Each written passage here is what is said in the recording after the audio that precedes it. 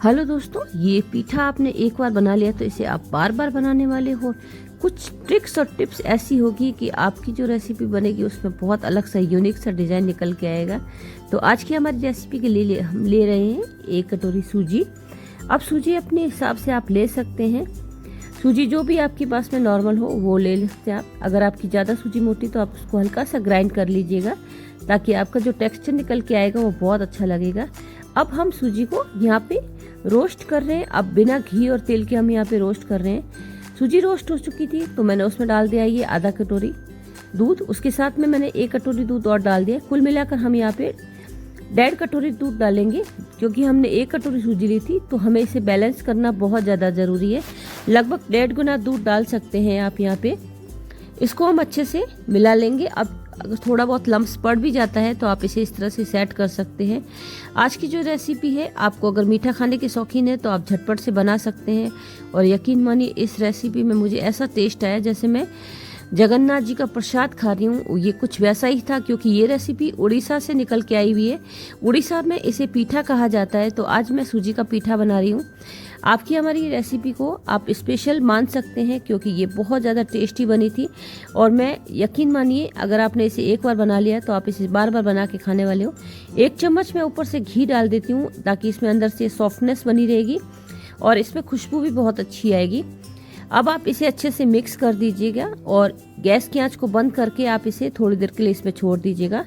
इसको हमें ठंडा नहीं होने देना है, ये ध्यान रखिएगा। और जब भी आप ऐसी कोई रेसिपी बनाते हैं जिसमें आपने सूजी को मॉइस्ट करना है कुछ इस तरह से, तो आप ये भारी तले का पैन लीजिएगा। ये कास्ट आयरन का पैन बहुत अच्छा है इस यूज़ के लिए। तो आप देख सकते हो सूजी हमारी सेट हो चुकी है। इस सूजी को हम निकाल देते हैं एक थाली में।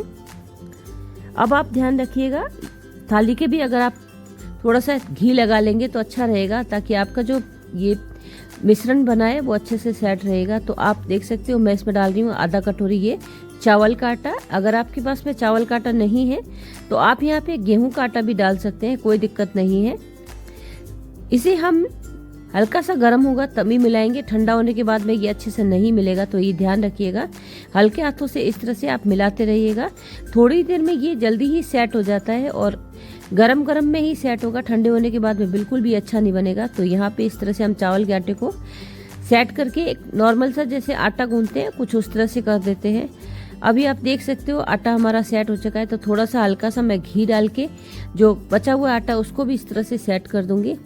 अब हमारा ये डो बन चुका है। इसी डो से हम अपनी रेसिपी बनाने वाले हैं और आज की रेसिपी वाकई में बहुत ज़्यादा अच्छी बनेगी। अगर आप मीठा खाने के शौकीन हैं तो आप इसे बना ही सकते हैं, एंजॉय कर सकते हैं बनाकर।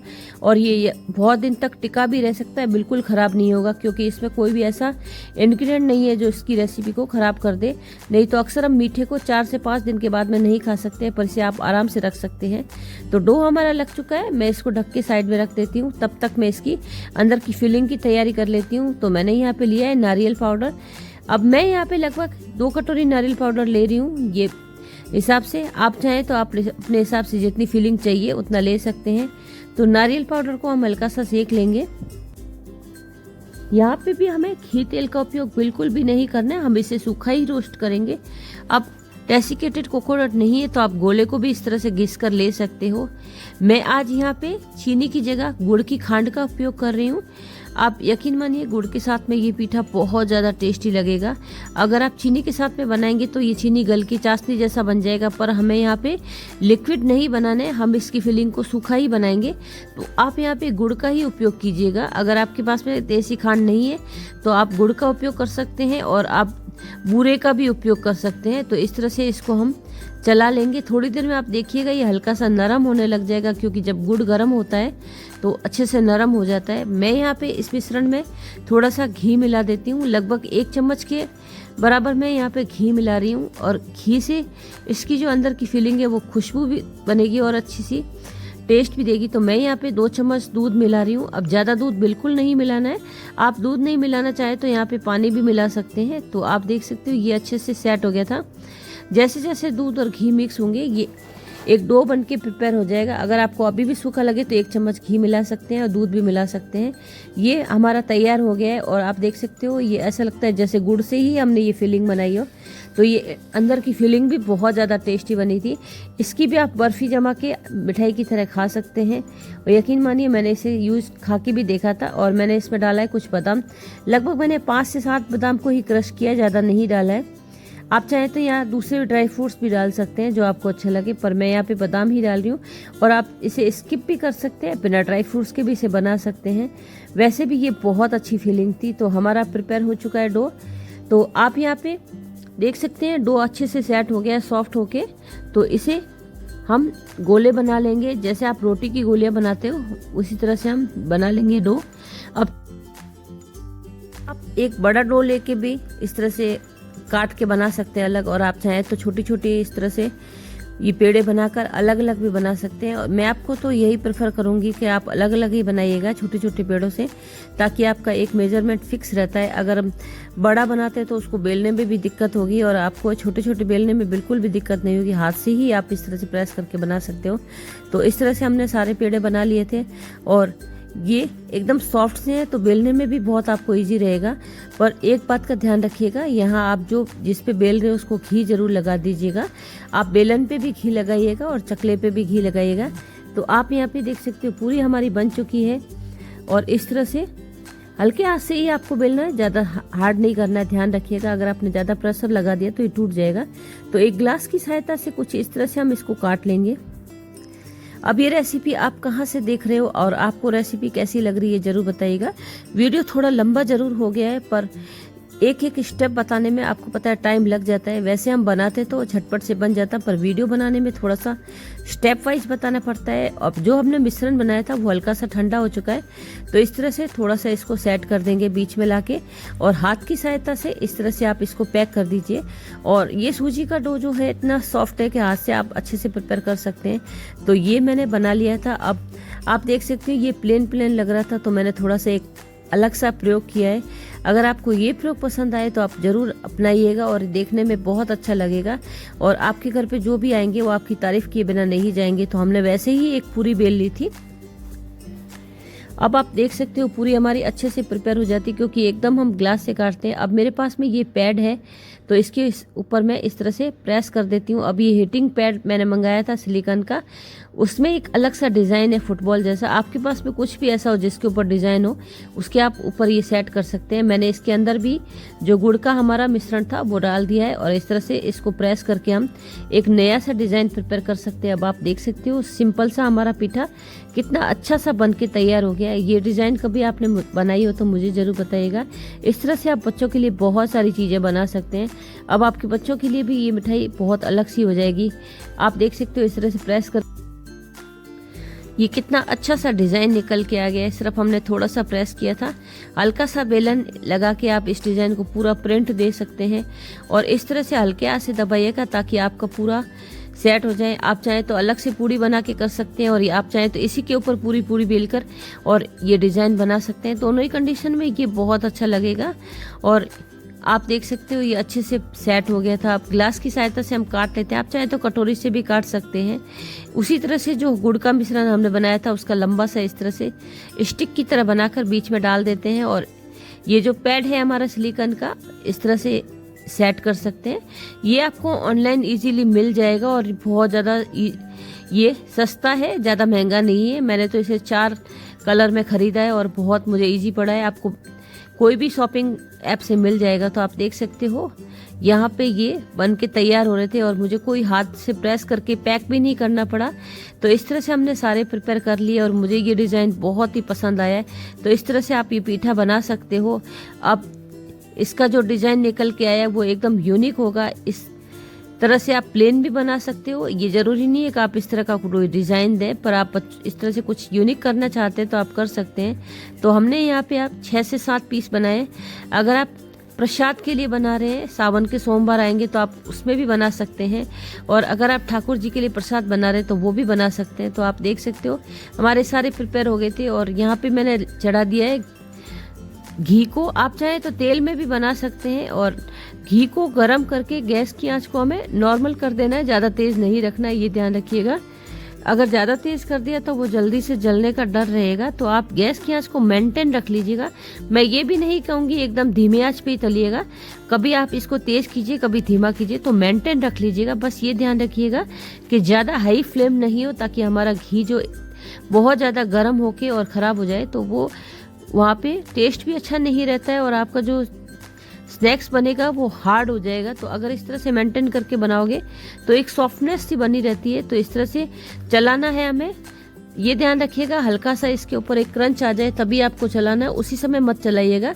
डालते अगर आपने चम्मच डाल दिया तो आपका टूटने का डर रहेगा। अब तलने के बाद में भी आप देख सकते हो इसके ऊपर टेक्सचर कितना प्यारा लग रहा है। मैं इसको हल्का सा ब्राउन करना चाहती हूँ, तो मैं इसको हल्का सा ब्राउन करने के लिए छोड़ दूंगी यहाँ पे, और जैसा कलर आपको अच्छा लगता है उस तरह से आप क्रंची के हिसाब से निकाल सकते हो। तो मैंने इसको हल्का सा ज़्यादा क्रंची किया है, आप देख सकते हो कलर कितना गोल्डन ब्राउन सा प्यारा सा आया हमारा। सारे पीठा को हमने कुछ इस तरह से तल लिया था, और सारा ही टेक्सचर कितना प्यारा सा निकल के आया है। और ये पीठा खाने में ऐसे भी खा सकते हैं, पर एक स्टेप इसका अभी और बाकी है। अभी ये अंदर से हल्का सा मीठा है, अगर आप इसके ऊपर वो स्टेप करेंगे तो बहुत अच्छा लगेगा। और यकीन मानिए इस तरह से आप किसी को ये मिठाई बना के खिलाएंगे तो कितना मज़ा आएगा। और मेरे हस्बैंड को खुद को भी बहुत पसंद है, उन्होंने कहा कि इसमें तो प्रसाद का टेस्ट आ रहा है। आप जिस भावना से आप बनाते हैं उसी हिसाब से आपका टेस्ट आता है। 1 कटोरी यहाँ पे चीनी डालिए, मैं लगभग 2 चम्मच ही यहाँ पे पानी डाल रही हूँ, क्योंकि हम ये चाशनी खड़ी बनाएंगे तो हमारी जो पीठा बनाया है उसके ऊपर हम चढ़ा सकें। अब इस तरह से चढ़ाने वाली चाशनी में पानी बिल्कुल कम डाला जाता है, ये ध्यान रखिएगा। अगर आप चाशनी को पतला कर देंगे तो आपका चिपचिपा सा पीठा हो जाएगा। इस पीठा को हम बहुत टाइम तक रखने वाले हैं, इसलिए इस तरह से बना रहे हैं। और जब भी आप इस तरह का कोई स्वीट बनाते हैं बहुत टाइम तक रखने के लिए, गुजिया या मावा की कोई भी ऐसी रेसिपी जिसको आप ऊपर से चीनी चढ़ाना चाहते हैं, तो चीनी में पानी की मात्रा बहुत कम डालिएगा। आप 1 कटोरी में 2 से 3 चम्मच ही डालिएगा, उससे ज़्यादा मत डालिएगा। चीनी हमारी मेल्ट हो चुकी है, आप देख सकते हो। अब यहाँ पे हम गैस की आंच को धीमा रख देंगे, और जो हमारा पीठा हमने बनाया था कुछ इस तरह से डाल देंगे। हमने इसको क्रंची सा तला है, तो यहाँ सॉफ्ट होने का कोई डर नहीं है। अब इसी में हम इसको पकाने वाले हैं। थोड़ी देर आप इसको इस तरह से पकाने लगेंगे तो जो चीनी है वो सूखने लग जाएगी और हमारे पीठा के ऊपर चढ़ जाएगी। अभी भी आप देख सकते हो चीनी हल्की सी सूखने लग गई है। ये जो यहाँ पे चीनी के दाने हैं वो वापस से बनने लग जाएंगे। इस तरह से चीनी कैरेमलाइज बिल्कुल भी नहीं होगी, ये ध्यान रखिएगा, वो सफ़ेद ही रहेगी। जब मैं ये चढ़ा रही थी तो मुझे बचपन में याद आ रही थी मेरी मम्मी की, जो शक्कर पारक के ऊपर चीनी चढ़ाई जाती थी। ये कुछ वैसा ही प्रोसेस है। तो दिवाली के अवसर पे ये मैं मिठाई ज़रूर बनाऊंगी, और अभी तो जन्माष्टमी आ रही है तो उसके लिए भी मैं ज़रूर बनाऊंगी। अगर आप सावन के सोमवार कर रहे हैं और हल्का सा आप प्रसाद भोग कुछ बनाना चाहते हैं तो आप इस तरह से बना सकते हैं। आप देख सकते हो चीनी हमारी सूखने लग गई है और इसके ऊपर चढ़ने भी लग गई थी। तो इस तरह से आप इसको थोड़ा थोड़ा घुमा के इसके ऊपर चाशनी को सेट कर दीजिएगा। अभी तक आपको रेसिपी अच्छी लग रही है तो सब्सक्राइब जरूर कीजिएगा, अपने दोस्तों के साथ में शेयर कीजिएगा। अगर आप सब्सक्रिप्शन देकर देख रहे हैं तो मुझे बहुत अच्छा लगेगा, और आप ऐसे भी देख रहे हैं तो प्लीज़ एक कमेंट जरूर कीजिएगा, और अच्छा लगे तो अपने दोस्तों के साथ में शेयर भी कीजिएगा। अब आपके लिए तो सब्सक्रिप्शन फ्री होता है, पर हम लोगों के लिए बहुत मायने रखता है आपका प्यार। तो चीनी हमारी आप देख सकते हो चढ़ चुकी है। इसी स्टेज पे आपको निकाल लेना है, यहाँ पे छोड़ना नहीं है।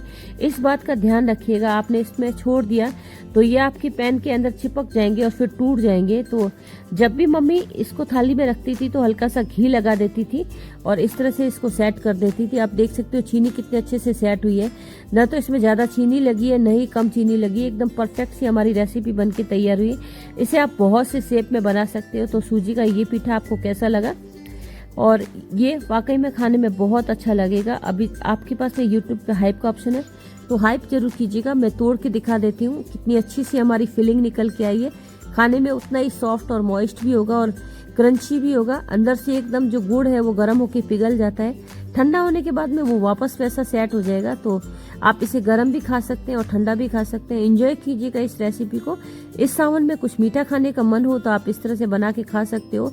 आप अपने दोस्तों के लिए बनाकर पार्टी में रख सकते हो। बर्थडे पार्टी में भी आप ये 1 बाइट मील की तरह रख सकते हो। बहुत अच्छी रेसिपी है, आप इसे ज़रूर बना के देखिएगा और आप यकीन मानिएगा, आप इसे अगर ट्राई करते तो कहीं पे भी कोई गलती यहाँ पे नहीं होगी आपकी। मैंने स्टेप बाय स्टेप आपको पूरा इसीलिए बताया ताकि आप बना सको। वीडियो लंबा है पर आप इसे स्किप मत कीजिएगा। Thank you for watching. Like कीजिएगा, कमेंट कीजिएगा, सब्सक्राइब कीजिएगा, अपने दोस्तों के साथ शेयर कीजिएगा, हाइप भी कीजिएगा। Thanks for watching. फिर मिलती हूँ आपसे नई